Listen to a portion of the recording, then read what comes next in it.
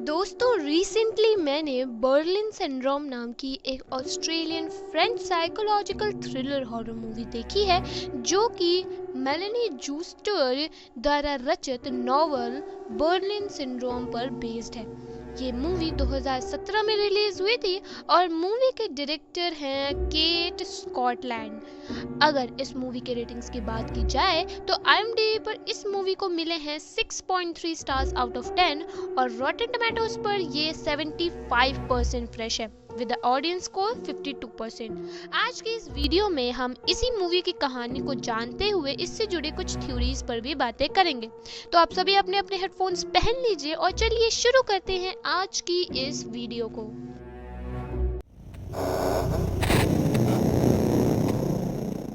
तो मूवी शुरू होती है और हमें एक लड़की को दिखाया जाता है जिसका नाम था क्लेयर हेवल्स। क्लेयर अभी अपने बैकपैक लेकर बर्लिन आई थी और क्लेयर जिस होटल में ठहरी हुई थी वहाँ उसे कुछ अनजान यंगस्टर्स के साथ अपना रूम शेयर करना था।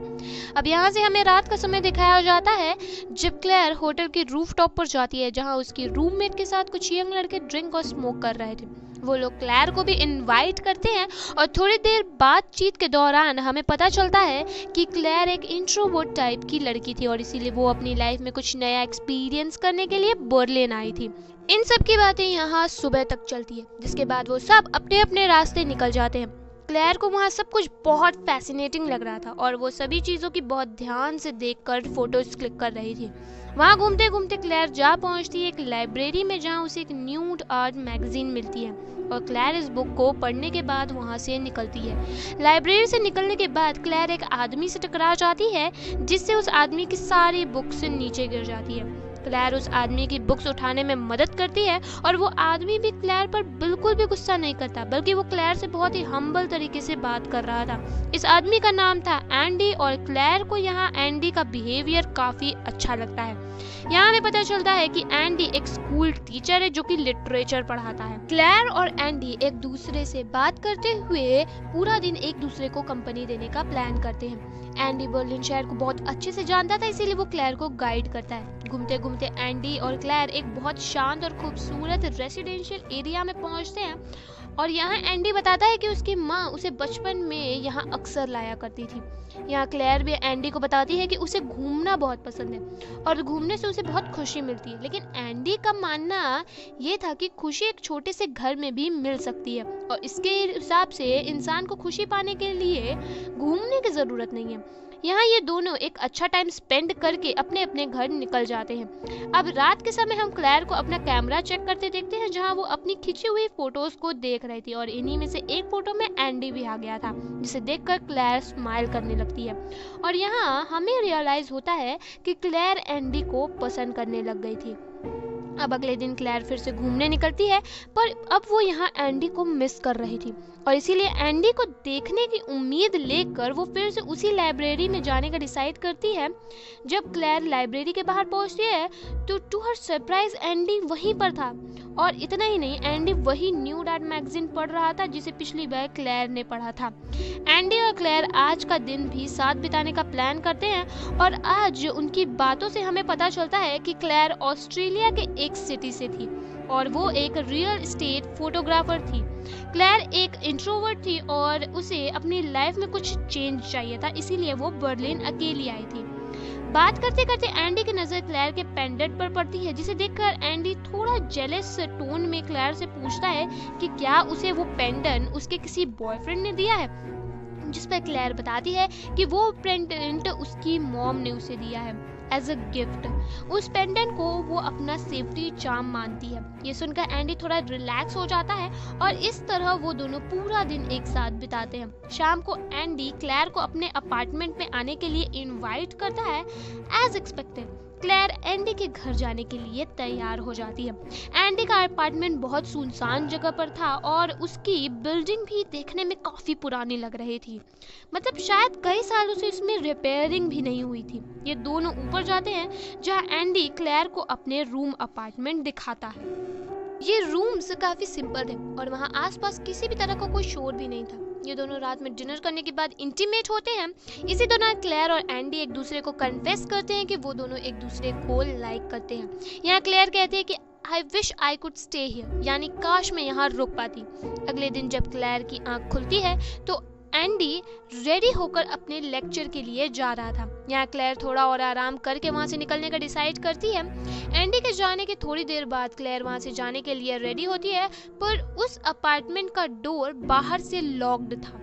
अब ऑब्वियसली एंडी रूम खुला रखकर थोड़ी जाएगा, इसीलिए क्लेयर एंडी को कॉल करने का डिसाइड करती है ताकि वो एंडी से किसी दूसरी चाबी के बारे में पूछ सके। लेकिन क्लेयर के फोन की बैटरी लगभग खत्म होने वाली थी और उसे पूरे अपार्टमेंट में कोई प्लग पॉइंट मिल ही नहीं रहा था। अब क्लेयर के पास एंडी के वापस आने का वेट करने के अलावा कोई और रास्ता नहीं था। जब रात में एंडी वापस आता है तो क्लेयर खाना बनाकर रेडी थी और क्लेयर यहाँ एंडी से पूछती है कि क्या तुम कोई चाबी रख कर गए थे, जिस पर एंडी उसे बताता है कि वो चाबी रखना भूल गया था। जिस पर क्लेयर हंसते हुए उससे बोलती है कि तुम भूल गए थे या तुम जानबूझकर मुझे यहाँ से जाने ही नहीं देना चाहते।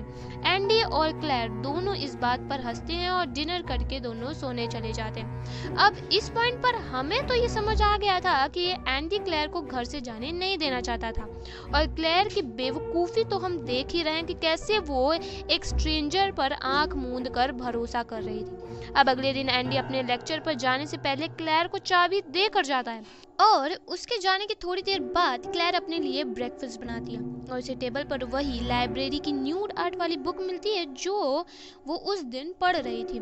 पर उसे उस बुक में अपनी एक फोटो मिलती है जिसे देखकर वो हैरान हो जाती है, क्योंकि इस फोटो में क्लेयर सो रही थी, जो कि शायद एंडी ने ही खींची होगी। इस फोटो में क्लेयर के शोल्डर पर एंडी ने माइन यानी मेरा लिखा था। ये देखकर क्लेयर थोड़ा परेशान नजर आती है। अब क्लेयर एंडी की दी हुई चाबी उठाकर फ्रंट डोर ओपन करने की कोशिश कर रही थी, पर वो की काम ही नहीं कर रही थी, यानी ये चाबी उस लॉक की थी ही नहीं, तो क्लेयर बाहर भी नहीं जा सकती थी। अब क्लेयर को थोड़ा डर लगने लग गया था और वो समझ नहीं पा रही थी कि एंडी ऐसी गलती कैसे कर सकता था। इसके बाद क्लेयर एंडी को कॉल करने के लिए अपना मोबाइल ऑन करती है, पर वो देखती है कि उसके फ़ोन में सिम ही नहीं है। अब क्लेयर यहाँ बहुत घबरा जाती है और वो अपना पासपोर्ट और अपनी माँ का दिया हुआ पेंडेंट ढूंढने लगती है, पर वो भी उसे नहीं मिलता। अब जाकर कहीं क्लेयर को रियलाइज हो गया था कि एंडी ने उसे वहाँ जानबूझकर लॉक कर दिया है और वो क्लेयर को यहाँ से जाने नहीं देना चाहता। क्लेयर घर की खिड़कियों से बाहर जाने का रास्ता ढूंढने लगती है, पर वहाँ की सारी विंडोज भी लॉक्ड थी। क्लेयर इन विंडोज को तोड़ने की भी कोशिश करती है, पर उन विंडोज पर जो कांच लगे हुए थे वो काफी ज्यादा मजबूत थे, इसलिए वो क्लेयर से नहीं टूटते। अब शाम को जब एंडी घर वापस आता है तो क्लेयर भागकर घर से बाहर निकलने की कोशिश करती है, लेकिन एंडी डोर को लॉक कर देता है और वो ऐसा बर्ताव करने लगता है जैसे कुछ भी हुआ ही नहीं है। क्लेयर को एंडी का बर्ताव समझ में नहीं आ रहा था, तो वो खुद को शांत करके एंडी से पूछती है कि उसने उसे वहां लॉक करके क्यों रखा हुआ है। इस पर एंडी क्लेयर को याद दिलाता है कि जब क्लेयर वहाँ पहली बार आई थी तब उसने ही एंडी से कहा था कि काश वो यहाँ रुक सकती, इसलिए वो क्लेयर को अपने पास ही रखना चाहता है। इस पॉइंट पर क्लेयर को भी अब ये रियलाइज हो गया था कि एंडी की मेंटल कंडीशन कुछ ठीक नहीं थी। क्लेयर यहाँ एंडी को समझाने की कोशिश करती है कि इमोशंस में बहकर उसने वो सब कह दिया था, लेकिन एंडी उसकी बात नहीं सुनता। क्लेयर एंडी पर अटैक भी करती है, लेकिन एंडी उसे ही ओवर पावर करके क्लेयर के साथ जबरदस्ती करता है। इसके बाद एंडी क्लेयर को एक रूम के बेड पर बांध देता है और वो इसी तरह रोज क्लेयर को काम पर जाने से पहले बांध देता और वापस आने पर ही खोलता।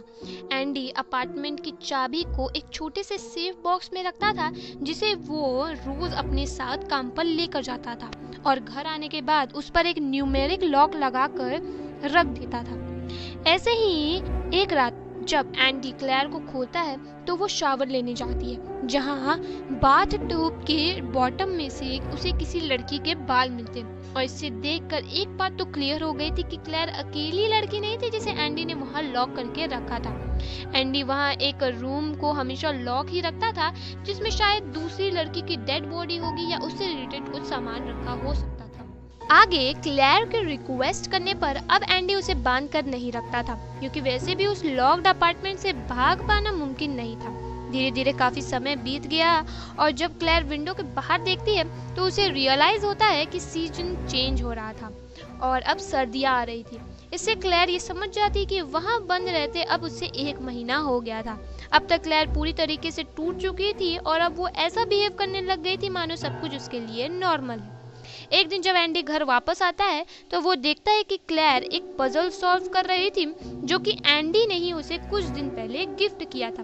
क्लेयर एंडी को भी इस पजल को सॉल्व करने में मदद मांगती है और जब एंडी पजल सॉल्व करने में थोड़ा बिजी हो जाता है तब क्लेयर एक स्क्रू ड्राइवर से एंडी के हाथ पर हमला कर देती है।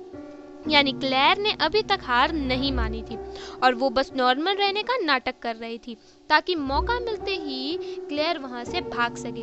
क्लेयर यहाँ चाबी उठाकर भागती है पर इससे पहले क्लेयर बिल्डिंग के मेन डोर से भाग पाती एंडी उसे पीछे से आकर पकड़ लेता है और उसके हाथ को दरवाजे के बीच इतनी जोर से दबाता है कि क्लेयर की कुछ उंगलियां ही टूट जाती हैं। क्लेयर दर्द के कारण बेहोश हो जाती है और एंडी क्लेयर को वापस से अपार्टमेंट के अंदर ले आता है।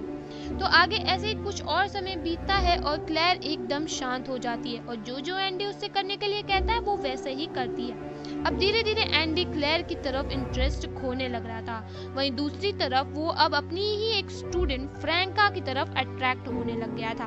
फ्रैंका भी एंडी की तरफ अट्रैक्ट होने लग गई थी और एक दिन फ्रैंका एंडी से मिलने उसके अपार्टमेंट आ जाती है। एंडी फ्रैंका को अंदर इनवाइट नहीं करता और वहां से जाने के लिए कह देता है, लेकिन फ्रैंका यहाँ क्लेयर को देख लेती है जो कि काफी डरी हुई लग रही थी। कुछ दिन बाद एंडी अपने डैड से मिलने जाता है और वो अपने डैड को क्लेयर के बारे में बताता है। वो उन्हें ये नहीं बताता कि उसने क्लेयर को कैसे बांध कर रखा हुआ था। एंडी के डैड उसके लिए खुश होते हैं पर वो साथ ही एंडी की पिछली गर्लफ्रेंड के बारे में पूछते हैं जो कि अचानक से ही गायब हो गई थी और एंडी उन्हें कोई जवाब नहीं दे पाता। एंडी अब क्लेयर से बोर हो गया था और इसीलिए वो एक दिन बिना बताए क्लेयर को लॉक करके अपने डैड के घर रहने चला गया था। यहाँ वो अपने डैड के साथ टाइम स्पेंड करता है पर उनकी हार्ट अटैक से डेथ हो जाती है तो वो वापस क्लेयर के पास आ जाता है और रोना शुरू कर देता है। यहाँ क्लेयर एंडी को इमोशनल सपोर्ट देती है और उसे संभालती है। इसके कुछ दिन बाद एंडी क्लेयर के लिए एक पेट डॉग लाता है जिसे देखकर क्लेयर खुश हो जाती है और इतने दिनों में पहली बार एंडी क्लेयर को बाहर घुमाने भी ले जाता है। ये लोग एक सुनसान जंगल टाइप एरिया में घूम रहे थे जहाँ हम एंडी के हाथ में एक कुल्हाड़ी भी देखते हैं और यहाँ हमें ये रियलाइज होता है कि एंडी यहाँ क्लेयर को मारने वाला था। वो क्लेयर के पीछे कुल्हाड़ी लेकर बढ़ता है पर तभी उन्हें किसी बच्चे की आवाज सुनाई देती है। क्लेयर पीछे मुड़ती है तो उन्हें वहाँ कुछ दूर पर कुछ बच्चे खेलते हुए दिखाई देते हैं। उनमें से एक बच्चे के पैर में चोट लग गई थी। एंडी उस बच्चे की हेल्प करने लग जाता है और वहीं डरी हुई क्लेयर उस दूसरे बच्चे को सब कुछ समझाकर हेल्प लाने को कहती है, लेकिन ये बच्चा इंग्लिश नहीं समझ रहा था और वो क्लेयर से डर भी जाता है जिससे एंडी अलर्ट हो जाता है और वो क्लेयर को वापस घर ले आता है। वहीं थोड़ा और समय बीतता है और एंडी क्लेयर के पेट डॉग को कहीं बाहर छोड़ आता है क्योंकि क्लेयर उस पेट डॉग के साथ कुछ ज्यादा ही टाइम स्पेंड कर रही थी जो कि एंडी को अच्छा नहीं लग रहा था। न्यू ईयर की पार्टी एंजॉय करने के लिए भी एंडी अकेले ही बाहर चला जाता है और वो क्लेयर को घर पर ही लॉक कर देता है। यहाँ क्लेयर को एंडी के अपार्टमेंट का एक रूम अनलॉक मिल जाता है जिसे एंडी ज्यादातर बंद ही रखता था और वो काफी टाइम अकेले ही वहाँ स्पेंड किया करता था। यहाँ क्लेयर को एक एल्बम मिलती है जिसमें एंडी ने क्लेयर की न्यूड फोटोज रखी हुई थी। साथ ही यहाँ क्लेयर को एक दूसरी एल्बम भी मिलती है जिसमें एंडी ने अपनी पिछली गर्लफ्रेंड की भी न्यूड फोटोज रखी हुई थी। उसकी लास्ट फोटो को देखकर क्लेयर ये रियलाइज करती है कि एंडी ने ही खुद अपनी पुरानी गर्लफ्रेंड का मर्डर कर दिया था। शाम को क्लेयर देखती है कि उसके सामने वाली बिल्डिंग में कुछ लोग न्यू ईयर पार्टी कर रहे थे तो क्लेयर अपनी विंडो पर बर्तन वगैरह मारकर उसका ध्यान अपनी तरफ खींचने की कोशिश करती है। किस्मत से एक बूढ़ा आदमी क्लेयर को देख भी लेता है और वो उसकी हेल्प करने आता है पर एन वक्त पर एंडी आकर उस बूढ़े आदमी को ही मार देता है। इसके बाद एंडी जानबूझकर क्लेयर को उस आदमी की बॉडी को टच करने के लिए कहता है और यहाँ एंडी क्लेयर से कहता है कि इस आदमी की जान तुम्हारी वजह से गई है। इस घटना को कुछ और दिन बीते और हम एंडी को न्यूज़पेपर पढ़ते दिखते हैं जहां उसे एक न्यूज़ आर्टिकल दिखता है जो कि एक मिसिंग फॉरेनर की सर्च के बारे में था। ये फॉरेनर और कोई नहीं बल्कि क्लेयर ही थी।